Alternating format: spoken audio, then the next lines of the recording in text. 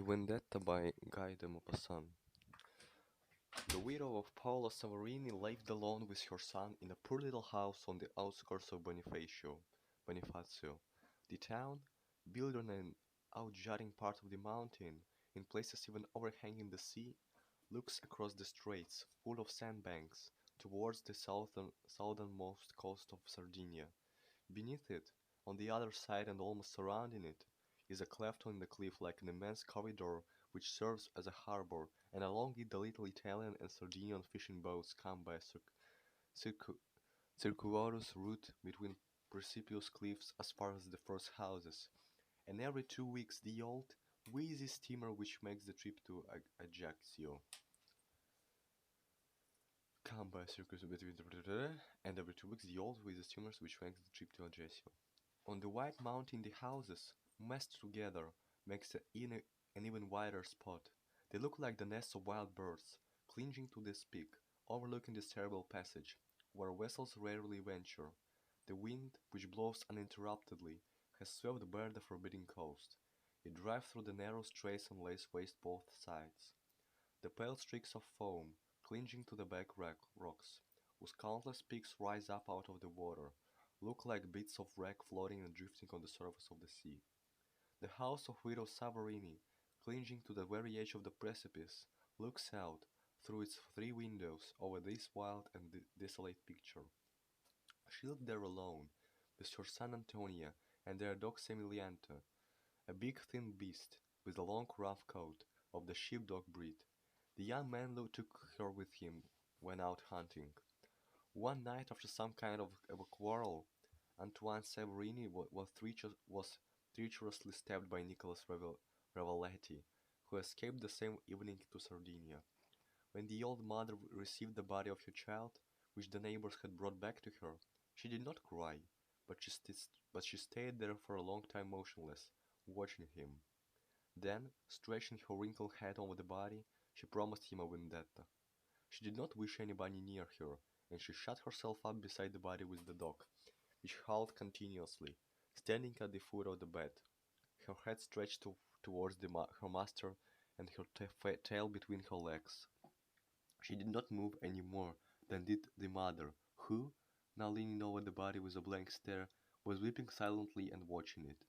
The young man, lying on his back, dressed in his jacket of coarse cloth, torn at the chest, seemed to be asleep, but he had blood all over him, on his shirt, which had been torn off in order to administer the first aid, on his vest, on his trousers, on his face, on his hands. Clots of blood had hardened in his beard and in his hair. His old mother began to talk to him. At the sound of this voice the dog quieted down. "Never fear, my boy, my little baby. You shall be avenged. Sleep, sleep, you shall be avenged. Do you hear? It's your mother's promise, and she always keeps her word. Your mother does, you know she does." Slowly she leaned over him, pressing her cold lips to his dead ones. Then Semiliante began to howl again with a long, monotonous, penetrating, horrible howl. The two of them, the woman and the dog, remained there until morning.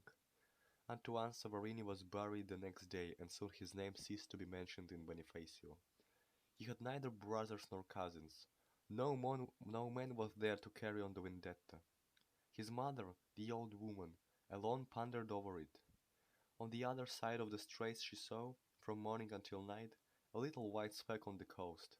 It was the little Sardinian village Longosardo, where Corsican criminals take refuge when they are too closely pursued. They composed almost the entire population of this hamlet, opposite their native island, awaiting the time to return, to go back to the Macquis. She knew that Nicholas Ravaletti had sought refuge in this village. All alone, all day long, seated at her window, she was looking over there and thinking of revenge. Thinking of revenge. How could she do anything without help? She, an invalid, and so near death. But she had promised. She had sworn on the body. She could not forget. She could not wait. What could she do? She no longer slept at night. She had neither rest nor peace of mind. She thought persistently. The dog, dozing at her feet, would sometimes lift her head and howl. Since her master's death she often howled thus, as though she were calling him, as though her beast's soul, inconsolable too, had also retained a recollection that nothing could wipe out. One night, as Similante began to howl, the mother suddenly got hold of an idea, a savage, vindictive, fierce idea. She thought it over until morning. Then, having arisen at daybreak, she went to church.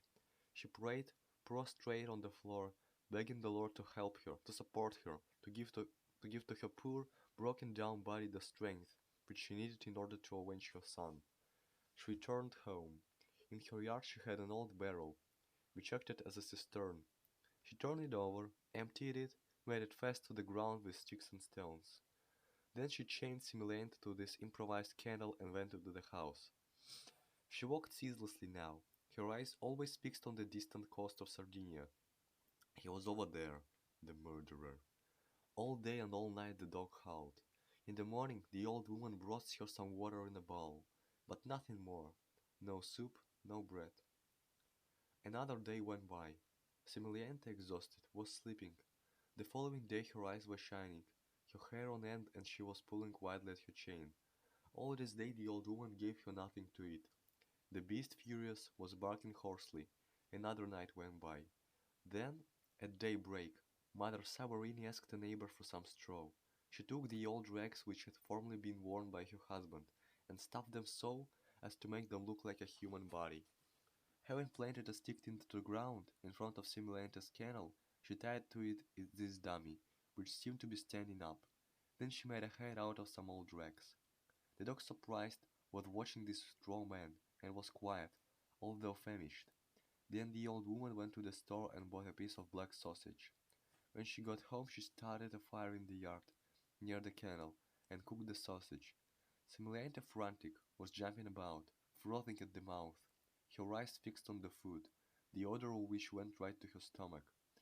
Then the mother made of the smoking sausage a necktie for the dummy. Necktie. She tied it very tight around the neck with string, and when she had finished she untied the dog. With one leap the beast jumped at the dummy's throat, and with her paws on its shoulders she began to tear at it. She would fall back with a piece of food in her mouth, then would jump again, sinking her fangs into the string, and snatching a few pieces of meat. She would fall back again and once more spring forward. She was tearing up the face with her teeth, and the whole neck was in tatters. The old woman, motionless and silent, was watching eagerly. Then she chained the beast up again, made her fast for 2 more days, and began this strange performance again. For 3 months she accustomed her to this battle, to this meal conquered by a fight. She no longer chained her up, but just pointed to the dummy. She had taught her to tear him up and to devour him without even leaving any traces in her throat. Then, as a reward, she would give her a piece of sausage. As soon as she saw the man, Similiante would begin to tremble. Then she would look up to her mistress, who, lifting her finger, would cry "Go" in a shrill tone.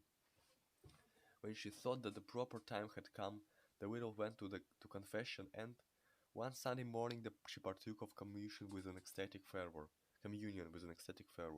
Then, putting on men's clothes and looking like an old tramp, she struck a bargain with a Sardinian fisherman, who carried her and her dog to the other side of the straits.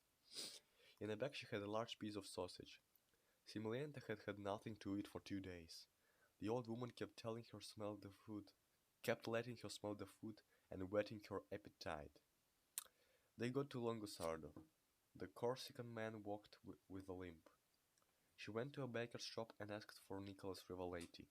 He had taken up his old trade, that of carpenter. He was walking alone at the back of his store. The old woman opened the door and called, "Hello, Nicholas." He turned around. Then, releasing her dog, she cried, "Go, go, eat him up, eat him up." The maddened animal sprang for his throat. The man stretched out his arms, clasped the dog, and rolled to the ground. For a few seconds he squirmed, beating the ground with his feet. Then he stopped moving, while Similante dug her fangs into his throat and tore it to ribbons. Two neighbors seated before their door remembered perfectly having seen an old beggar come out with a thin, black dog, which was eating something that its master was giving him. At nightfall the old woman was at home again. She slept well that night.